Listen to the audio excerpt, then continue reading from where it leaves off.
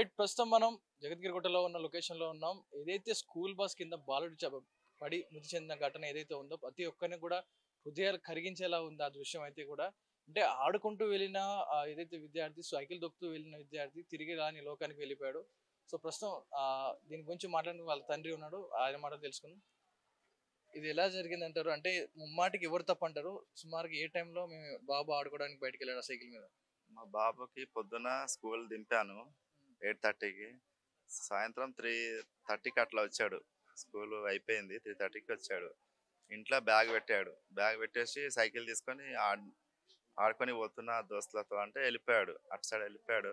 ఆడుకుంటూ ఆడుకుంటూ ఒక హాఫ్ అన్ అవర్ 3:30 అంటే ఒక హాఫ్ అన్ అవర్ తర్వాత బస్సు వచ్చింది. వేరే బస్సు. కాంటెంలీ ఏదో బస్సు ఉంది. ఆ బస్సు వచ్చింది. అది ఇట్లకెళ్ళి వచ్చింది. ఈ గల్లీలోకి వచ్చి ఆ గల్లి రూట్ అయ్యి అట్లకెళ్ళి వెళ్ళిపోదాం అనుకున్నాడు. అయితే అట్లా వెళ్తుంటే మా బాబు ఆడ గుంత ఆల్రెడీ రోడ్ డ్యామేజ్ ఉంది. ఆ డ్యామేజ్ వల్ల మా బాబు అక్కడ రోడ్ దగ్గర బస్సు రాగానే భయపడి అక్కడ గుంత వచ్చింది. గుంతలో అన్‌బ్యాలెన్స్ అయిపోయి సైకిల్ ఇట్లా పడిపోయాడు. ఆ రోడ్ డ్యామేజ్ ఉన్న వల్ల డ్యామేజ్ బ్యాలెన్స్ అయి పడిపోగానే ఆ బస్సు ఎక్కిచ్చేసాడు దాని పైన. కాబట్టి ఆ బస్సు తలుచుకుంటే ఆడ కలగొచ్చు. ఈ వితిన్ కొంచెం అందులో ఉన్నది కొంచెం దూరమే ఉన్నాడు. వితిన్‌లో బ్రేక్ కొడితే ఆగిపోవచ్చు. కానీ ఆడు ఏం కొట్టలేకపోయాడు. ఎక్కిచ్చేసాడు. బస్సు ఎక్కిచ్చేసాడు మా బాబు మీద. ఎక్కిచ్చేసినాక తర్వాత ఇక బాబుకి డ్రైవర్ కిందకి దిగాడు. అప్పటికల్లా మా అమ్మ వచ్చి ఆడ ఒక బాబు వచ్చి పరిగెత్తుకుంటూ వచ్చాడు. అక్కడ అదయిపోయింది. బాబు బస్సు ఎక్కేసింది. అదయిపోయిందంటే యాక్సిడెంట్ అయింది. కింద పడ్డాడంటే మా అమ్మ పోయింది. పోయి ఎత్తుతుంటే లేపలేకపోయాడు. 10 సంవత్సరాల బాబు. లేపకపోతే ఆ డ్రైవర్‌ని చెప్పిండు. మా అమ్మ డ్రైవర్‌ని చెప్పిండు బస్సోడిని. కొంచెం బాబు లేపి ఆడ తీసుకుపోతే వాడు లేపాడు. లేపి తీసుకొచ్చి ఈడ దాకా తీసుకొచ్చి అప్పటికల్లా నేను వచ్చి తీసుకున్నా. అంత కేర్ చేసుకోలేను. ఏదో చిన్న దెబ్బ తగిలింది కదా అని తొడ దగ్గర కొంచెం అంటే గీరకపోయి అప్పటికి తగిలిన ప్రాణాలతోటే ఉన్నారా? ఉన్నాడు. మాట్లాడుతుండు మంచిగానే మాట్లాడుతుండు. కింద గీరకపోయింది ఇట్లా తొడ దగ్గర కింద. అంటే టైర్ ఎక్కి ఇట్లా రూసుకుపోయినట్టు గీరకపోయింది. నడుము మీద ఎక్కిన టైర్. హ్మ్. అయితే నేను తీసుకొచ్చిన. డ్రైవర్ అప్పుడే వెళ్ళిపోయాడు ఇక. బస్సు హ్మ్. తీసుకొని వెళ్ళిపోయాడు. ఇక్కడ ఇంట్లో వచ్చి రాగానే చూస్తే ఇక్కడ డ్యామేజ్ అయిపోయింది. మొత్తం గీరుకుపోయింది. లోపల ఏమైందో తెలవదు గానీ హ్మ్. హాస్పిటల్ తీసుకుపోతే ఎక్స్‌రే చేపించాము. ఎక్స్‌రే చేపిస్తే కింద బోన్ ఇరిగిపోయింది. ఇట్లా 2 జాయింట్ ఇట్లా ఉంటది. హ్మ్. దాని మధ్యలో ఒక బోన్ ఇరిగిపోయింది. డ్యామేజ్ అయింది. మొత్తం బ్యాక్ బోను ఇట్లా ఫ్రాక్చర్ అది హ్మ్. గిరికిలా అట్లా అయిపోయింది డ్యామేజ్ లాగా. నడవలేకపోతుండు, కూర్చోలేకపోతుండు. హ్మ్. నొప్పి నొప్పి అని అరుస్తున్నాడు. దాని తర్వాత వేరే హాస్పిటల్ తీసుకెళ్ళమన్నారు. సిటీ స్కాన్ చేయమన్నారు. ఆడైపోతే ఆడికెళ్ళి డాక్టరు ఆల్రెడీ తీసుకుపోండి వేరే ఓమ్ని హాస్పిటల్ తీసుకెళ్ళిపోండి. ఆల్రెడీ చెప్పేసారు. తొందరగా తీసుకెళ్ళి ఓమ్ని హాస్పిటల్ తీసుకెళ్ళి అంబులెన్స్‌లో తీసుకెళ్తా లోపలనే ఆ బాబుకి పల్స్ చల్లబడిపోతున్నాయి బాడీ అంతా. హ్మ్. అప్పటికి లోపల తీసుకుపోగానే ఆక్సిజన్ పెడితే అప్పటికల్లా బాబు ఎక్స్‌పైర్ అయిపోయాడు. డాక్టర్ చెప్పారు. సో, ఈ బస్ డ్రైవర్ నిర్లక్ష్యం నాకు కనపడుతుంది. ఎందుకంటే ఈ రోడ్‌లో మేము కార్ తీసుకొని రావడానికే చాలా ఇబ్బందిగా ఉంది. ఈ రోడ్‌లో కార్ పార్క్ చేస్తేనే కష్టంగా ఉంది. ఒకటే వెహికల్ పడలేదు. ఈ రూట్‌లో బస్సులు తిప్పుతా ఉన్నారు. బస్సులు తిప్పుతున్నారు. 4, 5, 6 బస్సులు ప్రతి బస్సు ఇట్లకెళ్ళి లేదు దారి లేకుండా అయినా గాని బస్సులు కావాలని తీసుకుపోతుర్రు. పోవాల్సిన దారిలోకెళ్ళి పోతలేదు. సో, ఇట్లా బస్సు వెళ్ళడానికి వేరే మార్గం ఉందా? లేకపోతే ఈ రూట్ ఒకటే ఉందా వెళ్ళడానికి? ఇదొక్కటి లేదు. వేరే మార్గం గూడా ఉంది. వేరే రూట్ గూడా ఉంది. ప్లస్ ఇంకోటేందంటే గుంత తవ్వి 15, 10, 20 సంవత్సరాలు 20 రోజులైతుంది తవ్వేసి. హ్మ్. అది చేపిస్తలేరు ఇప్పటి వరకు. ఆ గుంత వల్ల మా బాబుకి ఇన్సల్ట్ జరిగింది. అది ఆ గుంత ప్లేన్ ఉన్నప్పుడైతే బాబు అంత డ్యామేజ్ కాకపోతుండే. అన్ అన్‌బాలెన్స్ హ్మ్. కాకపోతుండే. మంచిగుంటుండే. ఆ గుంత అన్‌బాలెన్స్ అయ్యి పడిపోయాడు. బస్సోడు ఎక్కిచ్చేసాడు. ఇప్పుడు ఆ స్కూల్ డ్రైవర్ గాని, ఆ స్కూల్ యాజమాన్యం గాని మళ్ళీ ఏమైనా మాట్లాడారా మీతోటి? ఏం మాటలు ఎత్తుకొనొచ్చిండు ఆడి వరకు. తొందరగా తీసుకెళ్ళండి అన్న హాస్పిటల్ తీసుకెళ్ళండి అన్నాడు. హాస్పిటల్ తీసుకెళ్తే సర్లే చనిపోయాడని తెలిసాక ఏమన్నా స్పందించారా స్కూల్ బస్ యాజమాన్యం? అహా! లేదు. చనిపోయినాక ఏం అసలు స్పందించలేదు. కాబట్టి నెక్స్ట్ డే ఈరోజు నిన్న చనిపోయాడు గదా! నైటు. ఈరోజు వచ్చాడు. ఇద్దరు ఎంక్వైరీ గురించి వచ్చాడు. హ్మ్. బస్సు డ్రైవర్ ఎవ్వరు రాలేదు గానీ, ఆ బస్సు స్కూలోళ్ళే ఎవరో ఇద్దరు ఎంక్వైరీ వచ్చి చూసి ఆడికెళ్ళి చూసుకుంటా ఎళ్ళిపోయారు. తప్పించుకొని అట్లా తప్పించుకొని ఎళ్ళిపోయారు. అంటే ఈ ఇన్సిడెంట్ జరిగిందా? లేదా? అని. అది. రైట్. స్కూల్‌కెళ్ళి మీరేమైనా కంప్లెయింట్ చేయడానికి చేసారా? కంప్లెయింట్ ఇచ్చడం ఆళ్ళ మీద క్వెషన్ చేయడం లాంటివి చేసారా? పోలీస్ స్టేషన్‌లో ఎలాంటి కంప్లెయింట్ ఇచ్చారు? పోలీస్‌లో కంప్లెయింట్ బస్సు అదే డ్రైవర్ ఎక్కిచ్చేసాడని స్కూల్ మీద కంప్లెయింట్ ఇచ్చాము. ఆల్రెడీ ఈరోజు మార్నింగ్ పోయాము. పోయి ఒక అందరం పోయి 4, 5 పోయి స్కూల్ దగ్గర అడిగితే ఆడ లేరన్న బాబు లేడు. ఆల్రెడీ వాళ్ళు పిఎస్ ఇద్దరు కానిస్టేబుల్ పెట్టుకొని వాళ్ళు ముందే మాట్లాడుకున్నారు. అతను లేడు. అతని పక్కన ఎక్కడో పెట్టేశాడు. తర్వాత వాళ్ళేమో బెదిరించి మీరేంది ఇట్లా వచ్చి అది చేస్తుర్రని వెళ్ళిపోరంటే వచ్చేసినాము. మళ్ళీ పోలీస్ స్టేషన్‌కి వచ్చినాం. ఆల్రెడీ వాళ్ళని పంపించేశారు. పిఎస్‌కి ఇక్కడ పంపించేశారు. గుట్ట పిఎస్‌కి పంపించేసారు ఇద్దరు కానిస్టేబుల్ తోటి. మేము వచ్చి ఇక్కడ కంప్లెయింట్ ఇచ్చే లోపల వాళ్ళు ఉన్నారు ఆల్రెడీ. అయితే అదే ఏమైనా ఇన్సిడెంట్ గొడవలు చేయకుండా వాళ్ళేమో సేఫ్టీగా వాళ్ళు ఆల్రెడీ వచ్చి ఇక్కడ వెయిట్ చేసి అది చేశారు. అట్లా. పోయిన ప్రాణాన్ని తీసుకురాలేం కానీ ఇప్పుడు జరిగిన నష్టం అయితే ముమ్మాటికి తప్పుగా కనపడుతుంది. ఎందుకంటే ఆ రూట్ ఏదైతే ఉందో అది బస్సు వచ్చే రూట్ లా కనపడట్లేదు. ముమ్మాటిగా సీసీ కెమెరాలు చూసుకుంటే అది ముమ్మాటిగా అది ఏదో చిన్న వెహికల్స్ వెళ్ళే రూటే అది. ఆ రూట్ లో రావడమే తప్పు. సో స్కూల్ యాజమాన్యాన్ని మీరు ఒకవేళ డిమాండ్ చేయాలంటే ఏం చేస్తారు, లేదా ఎలాంటి న్యాయం కోరుతున్నారు మీరు? జస్టిస్ అంటే ఎలాంటి న్యాయం కోరుతా ఉన్నారు మీ మాటలు? అంటే ఎలాంటి శిక్ష పడాలంటారా, లేకపోతే శిక్ష పడాలి. ఎందుకంటే ఇది ఫస్ట్ కాదు కదా, మళ్ళీ ఇది ఒక్కసారి జరిగింది. మళ్ళీ ఇంకా వేరే పిల్లలు కూడా ఇట్లా జరగకుండా ఈ రోడ్ ఇట్లా డ్యామేజ్ ఉన్నప్పుడు వేరే పిల్లలు కూడా ఆ మూమెంట్లో రావచ్చు, జరగవచ్చు, అట్లా అవ్వచ్చు అనే అవకాశం ఉంది. కాబట్టి ఇట్లా జరగకుండా కఠినంగా శిక్ష ఇవ్వాలి కంపల్సరీ. రైట్. ఇది తన తండ్రి ఆవేదనతో చెప్తున్న మాటలు ఏదైతే ఉన్నాయో చాలా గుండెల విషయంలో మాట్లాడుతూ ఉన్నారు. నా కొడుకు జరిగిన దుస్థితి ఇంకెవరికి కలగొద్దు, వెంటనే ఆ రోడ్డు మరమ్మతు చేయండి, బస్సుల మీద చర్యలు తీసుకోవాలంటే కూడా ఆ తండ్రి మాట్లాడుతున్నారు. సో వెళ్ళి చూద్దాం, ఆ ఏదైతే స్పాట్ ఉందో అక్కడికి వెళ్ళి చూద్దాం. ఎక్కడైతే బస్సు ఆ బాలుడి మీదకి ఎక్కించిందో అక్కడికి వెళ్ళి చూసే ప్రయత్నం చేద్దాం, అక్కడ ఇలాంటి సిచ్యువేషన్ ఉందో. రైట్. ఏదైతే ప్రమాదం జరిగిందో ఆ ప్లేస్ లోనే ఉన్నాం. చూసుకుంటే ఈ రోడ్ ఏదైతే ఉందో కనీసం ఆ 2 వీలర్స్ కానీ 3 వీలర్స్ వెళ్ళడానికి చాలా అద్మాన పరిస్థితిలో ఉన్న రోడ్లలోకి ఒక స్కూల్ బస్సులు రావడం ఎంతవరకు సమస్య అనేది కనబడతా ఉంది. చూసుకుంటే అది ఎంత చిన్న నేరో రోడ్డు, ఒక రోడ్ కన్స్ట్రక్షన్ లో ఉంది. కార్ రావాలంటేనే చాలా ఇబ్బంది ఉన్న సిచ్యువేషన్ లో స్కూల్ బస్సుని ఎలా తిప్పుతున్నా ఉన్నారో అర్థం కావట్లేదు. స్కూల్ యాజమాన్యం తప్ప, లేకపోతే స్కూల్ బస్సుల యాజమాన్యం ఎన్నాళ్ళ నుంచి ఈ రోడ్డు మరమ్మతులు కాకుండా, అంటే రోడ్డు వేయడానికి వెయిట్ చేస్తా ఉన్నారు. రోడ్డు వేయడానికి కోసం కూడా రోడ్డు కూడా తవ్వేసి పెట్టారు. చుట్టూ కూడా ఇక్కడే మ్యాన్ హోల్ ఉంది. మ్యాన్ హోల్ నుంచి వాటర్ వెళ్తా ఉన్నాయి. ఇదంతా కూడా రోడ్డు తవ్వేసింది, అంటే అన్కంప్లీటెడ్ రోడ్డుగా కనపడుతుంది. ఇలాంటి అన్కంప్లీటెడ్ రోడ్డు పూర్తిగా నిర్మాణంగా కానీ కంప్లీట్ కాని రోడ్లలోకి అంత పెద్ద స్కూల్ బస్సులు ఎలా వస్తా ఉన్నాయి? ఈ స్కూల్ బస్సులు తిప్పుతా ఉన్నారు.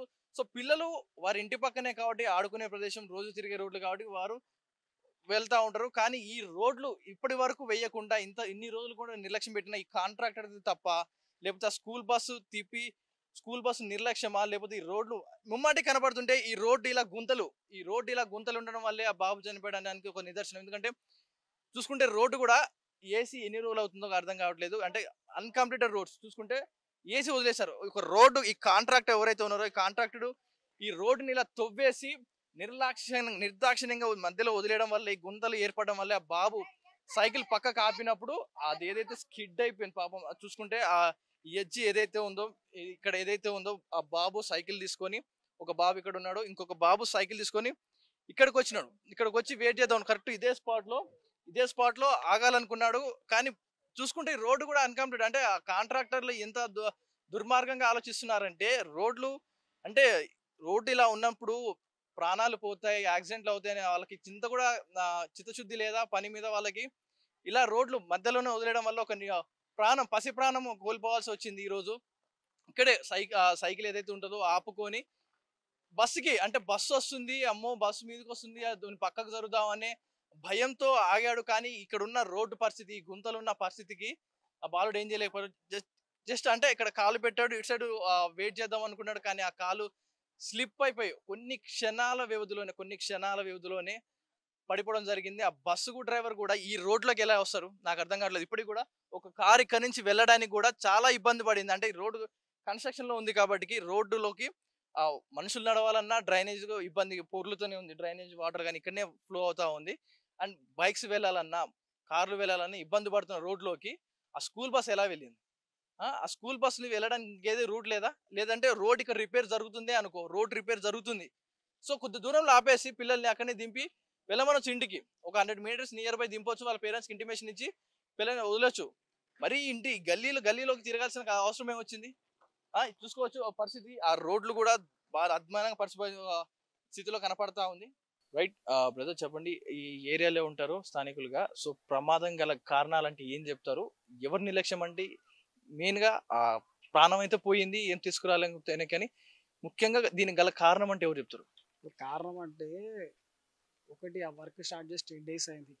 దానికి రెస్పాన్సిబిలిటీ ఒక బ్యారికేడ్ పెట్టడం గానీ, ఏదైనా కట్టడం గానీ చేసి ఉంటే దాన్ని అరికట్టేవాళ్ళం. ఇంకొకటి ఇప్పుడు ఇది 30 ఫీట్ రోడ్‌లోకి 30 ఫీట్ వెహికల్ ఎట్లా వచ్చింది? 30 ఫీట్ వెహికల్ రావద్దు కదా! సరే వచ్చింది. వచ్చినప్పుడు ఇట్లా తిప్పుకోవచ్చు కదా! అంత నేరో లోపలికెళ్ళి కట్ చేయాల్సిన అవసరం లేదు. అంత నేరో లోపలికెళ్ళి కట్ చేసినప్పుడు వాడు ఎంత నిదానంగా వెళ్ళాలి, అవతల సైడ్ ఇద్దరు పిల్లలు ఉన్నారు, ఆయన ఎంత జాగ్రత్తగా ఉండాలి. ఒకటి అక్కడ బ్యారికేడ్స్ పెట్టండి ఉండాలి. 2 వీడు ఆగిపోవాల్సిందని ఆగిపోవాల్సింది. ఆ 2 చేయలేదు. ఆ రెండిటి వల్ల నష్టం ఒక ప్రాణం. 10 సంవత్సరాల బాబు. వాడు ఇప్పుడు తేవాలన్నా తేలేం వాడిని. దానికి నిర్లక్ష్యం. దాంట్లో అన్నిట్లో నిర్లక్ష్యమే కదా! ఇప్పుడు స్కూల్ బస్ కూడా సందు నుంచి వెళ్ళాల్సిన పని లేదు. కాంట్రాక్టర్ గారు 2 బ్యారికేడ్లు పడేస్తే అయిపోయేది. ఆయన 2 బ్యారికేడ్లు పెడితే అయిపోయేది కదా! అది లేదు, ఇది లేదు. ఇప్పుడు ప్రాణం పోయింది. ఇప్పుడు మనం వాళ్ళని అనుకుని వీళ్ళని అనుకున్నా అది తిరిగి రాదు. ఇట్లాంటిది ఏంటంటే ఇంకో చోట ఎక్కడ కూడా ఇట్లాంటివి జరగొద్దు. దానికి ఖచ్చితంగా అందరూ సహకరించాలి. రోడ్లు ఇట్లా ఉన్నప్పుడు మనం కూడా వెళ్ళకూడదని కనీసం ఒక 4 రాళ్ళు పెట్టినా, ఒక 2 కర్రలు అక్కడ వేసినా ఈ ప్రమాదం జరిగేది కాదు. సో ఇట్లాంటిది ఇంకెక్కడ జరగకుండా ఎక్కడైనా రోడ్లు వేసేటప్పుడు కానీ ఏదైనా వేసేటప్పుడు కానీ దయచేసి ఒక బ్యారికేడ్ పెట్టండి. లేదా 4 రాళ్ళు పెట్టండి. మీ పనోళ్ళు ఉంటారు కదా! ఇప్పుడు కంకర వేయడానికి దానికి దీనికి ఉంటారు. ఒక 4 గెనెటరాలు తీసుకొచ్చి పెట్టండి. అది కూడా దాటెళ్తే మనిషి అంత మూర్ఖుడు ఇంకొకడు ఉంటాడు. ఇప్పుడు అది కూడా దాటెళ్తే వీడంతా మూర్ఖుడు ఇంకొకడు ఉంటాడు. మరి అది కూడా లేదు, ఏది కూడా లేదు. అసలు ఆ నేరో రోడ్‌లోంచి వెళ్ళాల్సిన పని అవసరం ఏమొచ్చింది అంత పెద్ద వెహికల్‌కి? తప్పైతే జరిగింది. రైట్. వాళ్ళు బాబు పేరెంట్స్ పోలీస్‌లో కంప్లెయింట్ ఇచ్చారా? ఎలాంటి కంప్లెయింట్ ఇచ్చారు? అండ్ స్కూల్ యాజమాన్యం ఏదైతే క్వాంటమ్ లీఫ్ స్కూల్ ఏదైతే ఉందో వాళ్ళు ఎలాంటి రెస్పాన్స్ ఇచ్చారు? ఈ డీటెయిల్స్ ఏంటి? మేమైతే మార్నింగ్ అయితే స్కూల్‌కి వెళ్ళడం జరిగింది. అక్కడ ఉన్న వాళ్ళు నిన్న 4:30కి జరిగిన ఇన్సిడెంట్‌కి మేము పొద్దున్నే అరౌండ్ 9:00 వెళ్ళాం. స్కూల్ స్టార్ట్ అయ్యే టైంకి వెళ్ళాం. ఆ టైం వరకు మాకు ఎటువంటి మాట కానీ ఇది కానీ ఏది లేదు, జరగలేదు. వాళ్ళు ఏమన్నారంటే నువ్వు ఒక 2 మనుషులను పంపించానమ్మా, అక్కడ చూసారమ్మా, అవన్నీ ఉట్టి మాటలు అయ్యింది. ఇప్పుడు 2 మనుషులు వచ్చినప్పుడు మేము అందరం ఇక్కడే ఉన్నాం కదా! ఇప్పుడు మనిషి చచ్చిపోయిన దగ్గర ఉన్నాం కదా! మేము ఎక్కడ పారిపోలేదు. వాళ్ళు ఎవరు రాలేదు. మేము అక్కడికి వెళ్ళి అడిగాము. సో అయితే మేమేమనలేదు. బాబు ఆ డ్రైవర్ ఎవరో ఆ బస్సు తీసుకొచ్చి స్టేషన్‌లో పెట్టండి. వాళ్ళకి ఈ విషయం ఏమంటారంటే మాకు తెలీదు అని అన్నారు. మరి తెలియనప్పుడు నువ్వు రూట్‌కి రావాల్సిన బస్సు ఎందుకు రాలేదు? మార్నింగ్ 7:30కి రూట్‌కి రావాలి బస్సు. మరి ఎందుకు రాలేదు బస్సు? రావాలి కదా! ఇప్పుడు మీ లెక్కనే అనుకుందాం పోనీ. మేము ఇప్పుడు వాడిని కొట్టినంత మాత్రాన మాకు ఉపయోగం లేదు. జస్టిస్. ఇప్పుడు ఇదే డ్రైవింగ్, ఇదే నిర్లక్ష్యం వాడు ఇంకొక దగ్గర చేయొద్దు. ఇప్పుడు ఇది ఇట్లాంటిది ఇప్పుడు ఏది దెబ్బ తగిలినా ఏ దెబ్బ అయినా దెబ్బే. ఇట్లాంటిది ఇంకెక్కడ జరగకూడదు. వాడు ఖచ్చితంగా 100% కొంచెం గట్టిగా దెబ్బ తగలాలి. వాళ్ళకి కానీ ఇందులో భాగస్వామ్యం కలిగిన వాళ్ళందరికీ ఖచ్చితంగా 100% జస్టిస్ చేయాలి. అలాగే వీళ్ళందరూ కూడా ఒక చిన్న అవేర్నెస్ లాంటిది క్రియేట్ చేయాలి. మీ ఈ రోడ్లు ఏవైతే చూస్తుంటే రోడ్లు కూడా మొత్తం డ్రైనేజ్ పొంగి ఉంటున్నాయి. చాలా నేరో రోడ్. మా ఆర్టీవీ కార్ వస్తేనే అది పార్క్ చేసి ఇంకో వెహికల్ వెళ్ళడానికి ప్లేస్ లేదు. సో ఇలాంటి చిన్న చిన్న నేరో రోడ్లోకి అంత స్కూల్ బస్సులు వస్తా ఉన్నాయి లోపలికి.